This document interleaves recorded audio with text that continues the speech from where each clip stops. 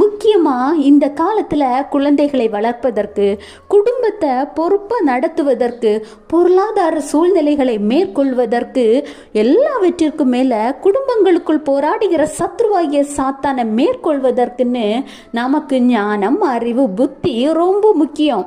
ஆண்டவராக இயேசு கிறிஸ்து சொல்கிறார், நீதிமொழிகள் 2:6, கர்த்தர் ஞானத்தை தருகிறார், அவர் வாய் நின்று அறிவும் புத்தியும் வரும். ஆமாங்க, நாம் ஞானத்துக்காக அங்கே இங்கேன்னு ஒரு இடம் ஓட வேண்டிய அவசியம் இல்லை.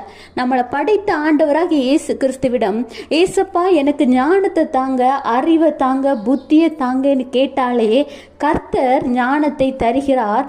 அவர் வாய் நின்று உங்களுக்கு தேவையான, உங்கள் சூழ்நிலைகளுக்கு தேவையான, உங்கள் குடும்பத்தை நடத்த, பிள்ளைகளை நடத்த தேவையான அறிவையும் புத்தியையும் ஆண்டவர் தருகிறார்.